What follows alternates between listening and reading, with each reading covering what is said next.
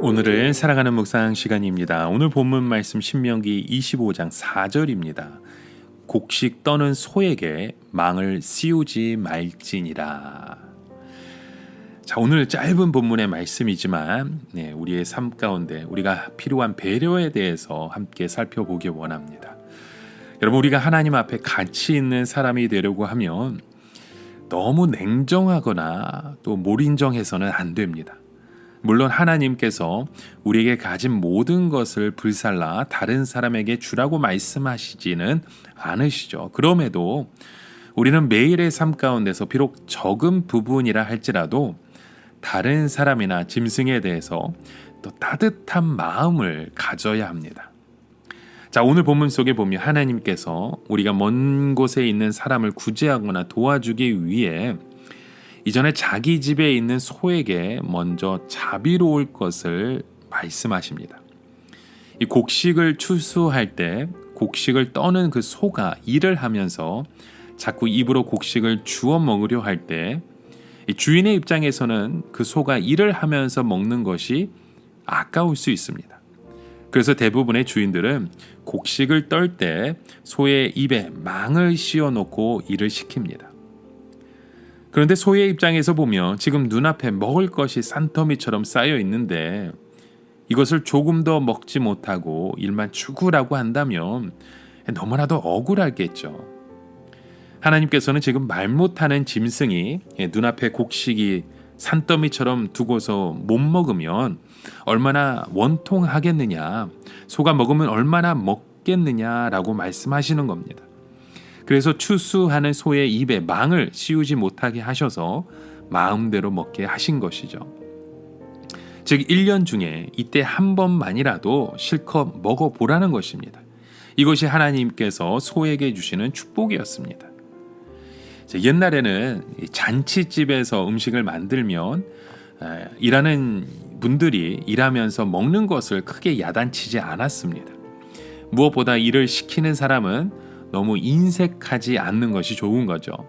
할 수만 있다면 어려운 사람들을 도와주려고 하고 또 어려운 사정을 이해해 주려고 할 때 진심으로 고마워하게 되고 마음으로 충성하게 되는 것입니다. 자, 이 말씀은 나중에 주님께서 일하는 자들에게 아주 중요한 말씀으로 사용하셨습니다. 즉 주님은 마치 일하는 소에게 망을 씌우지 않는 것처럼 복음을 전하는 자들에게 너무 인색하게 하지 말라고 하시는 겁니다. 다시 말해 복음의 역사가 풍성하게 나타나는 이 추수의 시기에 교회의 헌금을 인색하게 하거나 주의 종도를 궁핍하게 하지 말라고 하시는 것이죠. 결국 복음을 전하는 자는 먹고 사는 것을 걱정하지 말고 오직 말씀을 연구하고 말씀을 전할 수 있는 교회 공동체가 되어야 하는 것이 바로 주의 사랑이라는 겁니다. 또 오늘 본문 말씀 속에 우리가 함께 읽진 않았지만 25장 5절에 보면 하나님께서 형제 중에 자식이 없는 과부를 동생이 도와줄 것에 대해서 말씀합니다. 가까운 형제나 친족이 당사자 대신에 끝까지 복수를 해주는 고엘이라고 하는 제도가 동방에 있었죠. 그러나 하나님께서는 그런 피해 복수를 할 것이 아니라 사랑의 복수를 할 것을 명령하셨습니다. 형이 죽으면 동생이 복수하거나 혹은 상속을 위해서 동생이 형수와 결혼하는 것을 신앙적으로 해석해서 받아들인 것이죠. 즉 형수가 자식이 없어 과부가 되면 이스라엘 안에서는 땅을 차지할 수 없게 됩니다. 그래서 땅을 상속받으려면 땅은 남자가 있어야만 받을 수 있는 것이었죠. 그래서 동생이 형수와 일시적으로 결혼 생활을 해서 아들을 낳아주고 다른 사람의 명의로 넘어간 땅을 찾아 형수에게 농사를 지을 수 있도록 해주는 것입니다. 이런 풍습은 우리의 그 사고로는 이해가 되지 않을 뿐만 아니라 올바른 결혼 생활도 아니죠. 예를 들어 신앙이 전혀 없는 집안에 신앙을 가진 여자가 시집을 와서 신앙생활을 할 때 이 며느리는 제사 문제나 신앙의 문제로 많은 핍박을 받고 따돌림을 당하게 될 것입니다.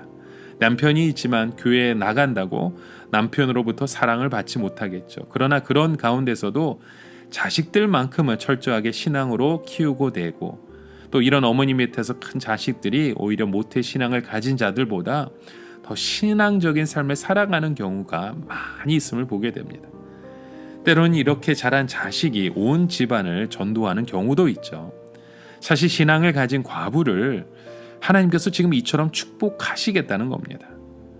자, 오늘 본문 5절의 그 말씀 속에 보면 죽은 자의 동생 중에 형의 자손을 만들어 주기를 원치 않는 자는 얼굴에 침을 뱉고 신발을 벗기고 그 집을 신발 벗어진 자의 집에 부르게 했습니다.